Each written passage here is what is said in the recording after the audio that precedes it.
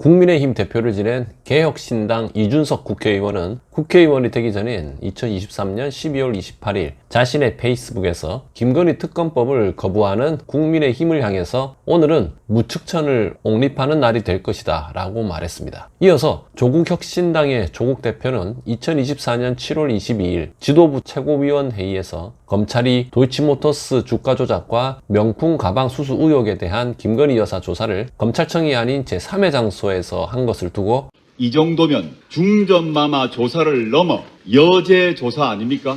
김건희 씨가 한국판 측천 무후입니까? 라면서 검찰을 맹비난했죠. 이준석 전 대표와 조국 대표가 말한 무측천, 측천무후는 같은 인물이죠. 그런데 호칭은 다릅니다. 과연 어떤 표현이 맞을까요? 그리고 조국 대표와 이준석 국회의원은 굳이 왜 김건희 여사를 측천무후 또는 무측천으로 비교했을까요? 역사적으로 우리나라의 경우 신라시대에 여러 여왕들이 있었고 다른 나라에도 영국의 엘리자베스 1세와 2세, 빅토리아 여왕 등등 유명한 여왕들이 많은데 말이죠. 그런데 측천무후가 황후에 이어서 황제가 되기까지 과정을 본다면 두 정치인이 김건희 여사를 바라보는 관점을 이해할 수 있습니다. 이번 영상은 김건희 여사와 잊을만하면 비교 대상으로 떠오르는 측천무후에 관한 이야기입니다. 여러분 안녕하세요. 인생에 도움이 되는 공부 인도공입니다.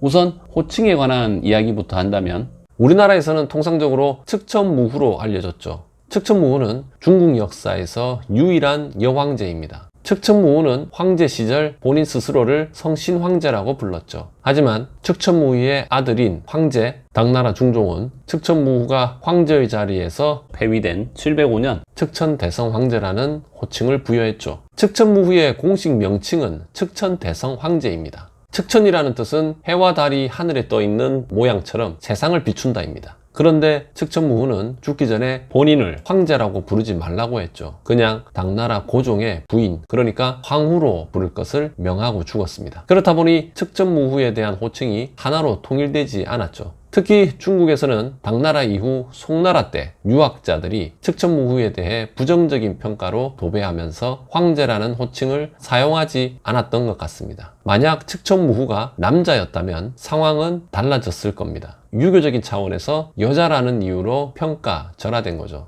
오랜 기간 이 같은 부정적인 인식이 고착되다 보니 중국인들 역시 황제라는 호칭을 사용하지 않습니다. 오늘날 중국인의 대부분은 무측천이라고 부르고 있죠. 무측천이라는 호칭만 보면 황제인지 황후인지 알 수 없습니다. 우리나라에서는 중국 역사가들의 부정적인 평가와 함께 측천무후의 바람대로 황제가 아닌 황후로 불러달라는 요청을 수용해서 어중간한 입장을 취하는 듯한 모습입니다. 그러면서 우리나라에서는 황제나 임금의 부인이라는 뜻의 후를 붙이고 있죠. 그러니까 당나라 중종이 부여한 측천에다가 성씨인 무 뒤에 후를 붙여서 측천무후가 된 것입니다. 어쩌면 우리나라가 측천무후의 유지를 잘 따른다고 볼 수 있죠. 그렇다고 측천대성황제라고 부르면 안 되는 것일까요? 중국인들처럼 무측천이라고 부르는 것은 자존심이 상해서 그런 것일까요? 특히 측천무후는 660년부터 건강이 급격히 나빠진 당나라 고종을 대신해서 683년까지 정무를 단독으로 수행하기도 했죠. 그리고 이 기간 중에 당나라는 신라와 손을 잡고 660년 백제에 이어서 668년 고구려를 멸망시켰습니다. 우리나라 입장에서는 측천무후에 대해 좋은 평가를 하고 싶지 않을 수도 있습니다.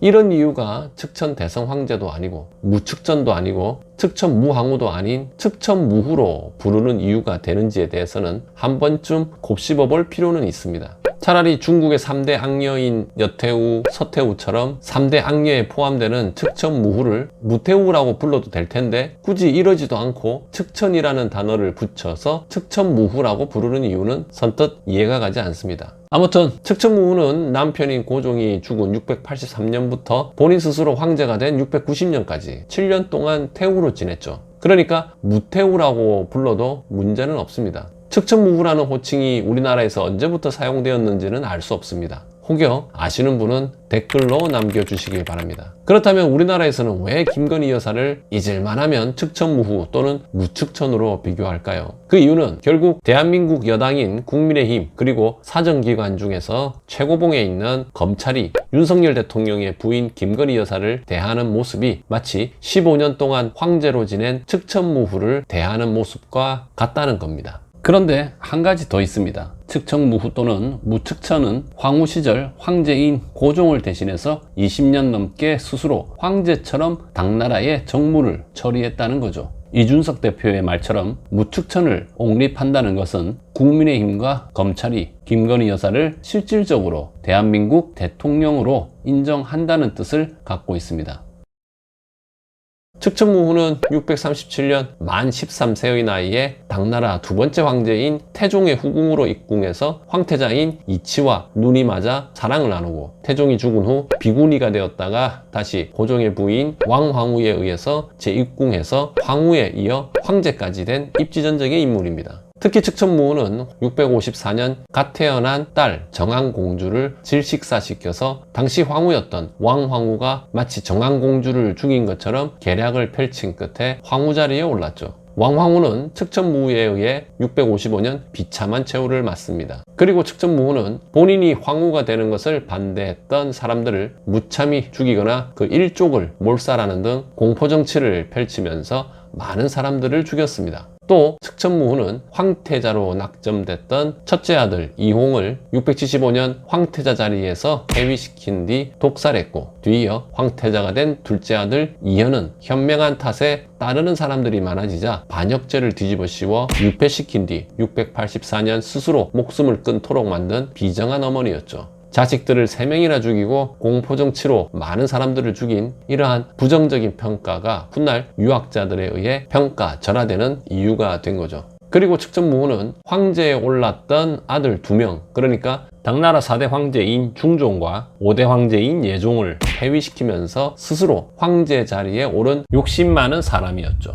그러면서 측천무후는 국호를 당에서 주로 바꿉니다. 후대인들은 측천무후가 황제로 다스린 690년부터 705년까지 15년을 무주라고 부릅니다. 이는 고대 주나라와 구분하기 위해서죠. 그리고 측천무후는 당태종의 후궁으로 지낸 12년 동안 태종으로부터 배운 정치력 덕분에 백성들의 삶은 좋아졌습니다. 태평성대를 이루었죠. 결국 대한민국의 정치인들과 많은 사람들이 김건희 여사를 측천무후 또는 무측전으로 비유하는 이유는 대한민국 집권 여당인 국민의힘과 최대 사정기관인 검찰이 김건희 여사를 마치 대통령과 같은 급으로 대우하는 문제점을 지적하는 것이죠. 하지만 이 대목에서 반드시 알아야 할 것이 있습니다. 측천무후에 대한 평가에서 부정적인 요소가 많지 않았다면 국내 정치인들이 김건희 여사를 측천무후와 비교하지는 않았을 겁니다. 측천무후가 아무리 정치를 잘해서 당나라가 태평성대를 이루었다 치더라도 결국 황후가 되기 위해 이어서 황제가 되기 위해 자식들마저 죽였던 비정한 모습은 오늘날에도 좋게만 평가할 수 없는 것은 분명합니다. 이러한 악랄한 측천무후의 행태로 인해 김건희 여사를 측천무후에 비교하는 것은 아닐까요? 이번 영상은 여기에서 마무리하겠습니다. 내용이 좋았다면 구독, 좋아요 부탁드립니다. 시청해 주셔서 감사합니다.